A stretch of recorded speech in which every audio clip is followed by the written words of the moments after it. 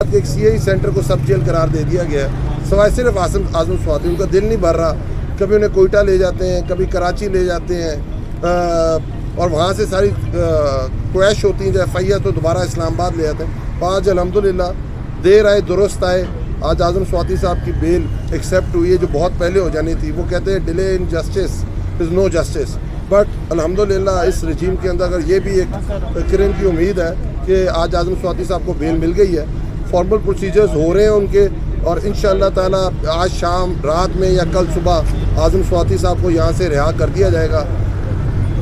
अल्लाह से अनटिल कोई रात को कोई और डेवलपमेंट हो जाए, कहीं और किसी सूबे में, किसी शहर के अंदर, किसी तहसील और किसी गांव के अंदर दोबारा याद आए कि यहाँ भी शायद आजम स्वाति साहब की ट्वीट पहुँच गई हुई है, तो हम तो उम्मीद करते हैं ये दोबारा अहमकाना चीज़ें नहीं की जाएंगी और कल आजम स्वाति को आज रात या कल सुबह रिहा कर दिया जाएगा। इसके साथ दूसरा बड़ा फैसला आज आया है इस्लामाबाद हाई कोर्ट की तरफ से। इस्लामाबाद लोकल गवर्नमेंट इलेक्शंस आपके सामने है, ये सारी चीज़ें कि किस तरह इस्लामाबाद इलेक्शन से भागा जा रहा है, किस तरह पहले कराची के लोकल गवर्नमेंट से, हैदराबाद के लोकल गवर्नमेंट से, हमारे नेशनल असेंबली के इस्तीफ़ों से, और उसके बाद इस्लामाबाद में तीसरी दफ़ा लोकल गवर्नमेंट इलेक्शन से भागा जा रहा है। क्लियर डायरेक्शन आई थी इस्लामाबाद हाई कोर्ट के justice honourable justice Arbab Tahir साहब की तरफ से कि 31 को पोलिंग डे होनी चाहिए। इलेक्शन कमीशन ने उस फैसले को इस्लामाबाद हाई कोर्ट के जूते की नोक पे रखा और उन्होंने इलेक्शन नहीं कराया। आज वो इंटर कोर्ट अपील के अंदर गए थे और हमारी एक अपील थी तौहीन अदालत की। तौहीन अदालत वाली तो फिक्स नहीं हुई, इंटर कोर्ट अपील फिक्स हुई, पर उसके अंदर चीफ जस्टिस आमिर फारूक साहब ने सिंगल बेंच के फैसले को जो इस्तदा की थी इलेक्शन कमीशन ने और हुकूमत ने कि उसको मुस्तरद किया जाए और उसको स्टे दिया जाए या सेट असाइड किया जाए, पर वो हुक्म बरकरार रखा गया।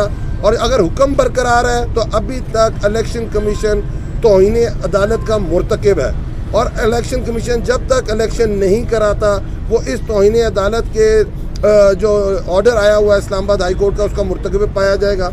आज भी होश के नाखुन लेने चाहिए इलेक्शन कमीशन को, इलेक्शन कमिश्नर साहब को। आपको एक दूसरे के पीछे, कभी फेडरल गवर्नमेंट के पीछे इलेक्शन कमीशन छुप जाता है और इलेक्शन कमीशन के पीछे कभी गवर्नमेंट छुप जाती है। आपका सिर्फ और सिर्फ एक ही रास्ता है और वो हक और सच का रास्ता है कि लोकल गवर्नमेंट इलेक्शंस कराएं। कॉन्स्टिट्यूशन ऑफ पाकिस्तान ने सिर्फ एक रोल दिया है आपको इलेक्शन कमीशन को। इलेक्शन कमीशन का सिर्फ एक रोल है कि उसने पाकिस्तान के अंदर अगर जनरल इलेक्शन हो तो जनरल इलेक्शन कराने हैं, अगर प्रोविंशियल असेंबलीज के बाय इलेक्शन हो या लोकल गवर्नमेंट इलेक्शन हो। इसके अलावा इलेक्शन कमीशन का कोई रोल नहीं है। इलेक्शन कमीशन पाकिस्तान के एक्सचेकर के पैसों पे चलता है, और इलेक्शन कमीशन अगर अपना कॉन्स्टिट्यूशन रोल भी अदा नहीं कर सकता तो इलेक्शन कमीशन को, इलेक्शन कमिश्नर साहब को रिज़ाइन कर देना चाहिए और किसी और बंदे को उसकी जगह देनी चाहिए जो पाकिस्तान के अंदर इलेक्शन करा सके। तो मैं ये समझता हूँ ये इलेक्शन कल परसों तरसों किसी वक्त भी कॉल हो सकते हैं, और इलेक्शन कमिश्नर साहब को 9 तारीख का वेट नहीं करना चाहिए। अगर वो 9 तारीख का वेट करेंगे तो मेरे ख्याल उससे पहले हम दोबारा कोशिश करेंगे कि high court, Islamabad high court जाएँ और जो हमारी कंटेम्प्ट पटिशन दायर हुई है वो फिक्स हो और उसके ऊपर कंटेम्प्ट नोटिस इशू हो इलेक्शन कमिश्नर साहब को। अगर एक उसी मुल्क के अंदर एक इलेक्टेड वजीर आज़म को ख़त ना लिखने पे नाअहल किया जा सकता है तो मुझे बताएं कि इलेक्शन कमिश्नर को क्यों नाअहल नहीं किया जा सकता जब वो तौहीन अदालत का मुर्तकिब हो, अपने कॉन्स्टिट्यूशनल रोल जो उसका है इलेक्शन कराने का उससे वो दरअंदाजी कर रहा हो। तो सामने है दोनों चीज़ें, सब चीज़ें आवाम देख रही है, और मैं पूरे अपने लोगों को कहता हूँ आप इलेक्शन के लिए तैयार रहें। इंशाल्लाह 9 से पहले इस्लामाबाद के अंदर इलेक्शन होंगे। बहुत बहुत ये बताएंगे क्या इस चीज़ की गारंटी है कि आजम स्वाति साहब जब रिहा हो जाएंगे उसके बाद कोई ट्वीट नहीं करेंगे इस तरह की? सर मुझे देखिए, पहले बड़ा फैसला आया हुआ है, पहले आप इस पर बात कर लेते हैं। इसी इस्लामाबाद हाई कोर्ट के एक जज हैं जस्टिस सत्तार, अगर आप जानते हैं उनको, बाबर सत्तार साहब, बाबर सत्तार वो केस में फैसला दे चुके हुए हैं और उसके अंदर के किसी के ऊपर कोई ना FIR हो सकती है ना कोई और इस तरह की कार्रवाई हो सकती है। अगर वो कोई सोशल मीडिया के ऊपर कोई चीज़ लिखता है, अगर वो कोई ट्वीट करता है या किसी तरह का बयान देता है, अगर बयानों पे, ट्वीटों पे अगर इस तरह की FIRs होने लग जाए और पूरे पाकिस्तान में होने लग जाए, जुर्म इस्लामाबाद में हो रहा है, FIR कोयटा में कट रही है। जुर्म अगर हो रहा है, मुबैना जुर्म अगर हो रहा है इस्लामाबाद के अंदर, तो आपके कराची के अंदर FIRs हो रही हैं। ये किस तरह का मजाक है? ये किस तरह का निज़ाम है?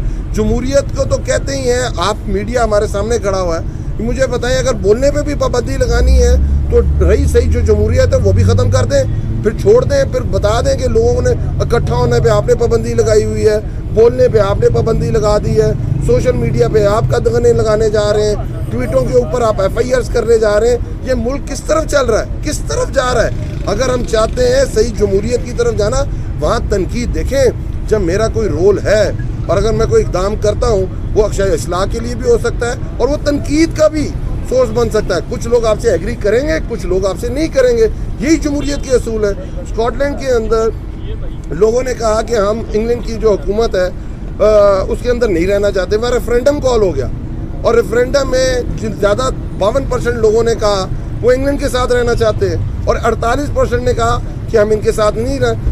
डेविड जो उनके वज़ीर आज़म थे उस वक्त, वो चले गए स्कॉटलैंड। उन्होंने कहा अपने जिन लोगों ने इसके खिलाफ वोट डाला है मैं पहले उनकी बात सुनूंगा, उन्होंने मेरी आंखें खोली हैं। इसका मतलब है कोई ना कोई कमी हमारी गवर्नेंस के अंदर है कि 48% लोग हमारे से मुतनफ़र हुए हैं, उन्होंने इस चीज़ के खिलाफ वोट डाला है। जो तनकीद होती है वो हमेशा इस्लाह के लिए होती है।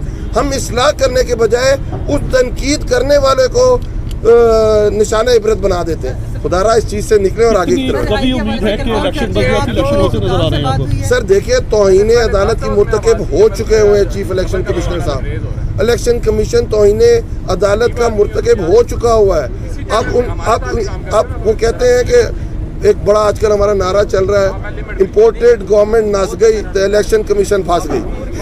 कितनी कभी उम्मीद है कि बल्दियाती इलेक्शन होते नजर आ रहे हैं? सर मुझे तो कभी उम्मीद है कि आप इससे निकलने का एक ही चारा है इलेक्शन कमीशन के पास कि वो कल परसों तरसों किसी दिन भी इलेक्शन कॉल कर दे। बहुत शुक्रिया। Thank you. एक CI सेंटर को सब जेल करार दे दिया गया है, सवाए सिर्फ आज़म स्वाति। उनका दिल नहीं भर रहा, कभी उन्हें कोयटा ले जाते हैं, कभी कराची ले जाते हैं और वहाँ से सारी क्रैश होती हैं। जब FIR तो दोबारा इस्लामाबाद ले जाते हैं। आज अल्हम्दुलिल्लाह देर आए दुरुस्त आए, आज आज़म स्वाति साहब की बेल एक्सेप्ट हुई है जो बहुत पहले हो जानी थी। वो कहते हैं delay in justice is no justice, but अल्हम्दुलिल्लाह इस रजीम के अंदर अगर ये भी एक किरण की उम्मीद है कि आज आज़म स्वाति साहब को बेल मिल गई है। फॉर्मल प्रोसीजर्स हो रहे हैं उनके और इंशाअल्लाह ताला आज शाम रात में या कल सुबह आज़म स्वाति साहब को यहाँ से रिहा कर दिया जाएगा। अल्लाह से अनटिल कोई रात को कोई और डेवलपमेंट हो जाए, कहीं और किसी सूबे में, किसी शहर के अंदर, किसी तहसील और किसी गांव के अंदर दोबारा याद आए कि यहाँ भी शायद आज़म स्वाति साहब की ट्वीट पहुँच गई हुई है, तो हम तो उम्मीद करते हैं कि दोबारा अहमकाना चीज़ें नहीं की जाएंगी और कल आज़म स्वाति को आज रात या कल सुबह रिहा कर दिया जाएगा। इसके साथ दूसरा बड़ा फैसला आज आया है इस्लामाबाद हाई कोर्ट की तरफ से। इस्लामाबाद लोकल गवर्नमेंट इलेक्शंस आपके सामने है, ये सारी चीज़ें कि किस तरह इस्लामाबाद इलेक्शन से भागा जा रहा है, किस तरह पहले कराची के लोकल गवर्नमेंट से, हैदराबाद के लोकल गवर्नमेंट से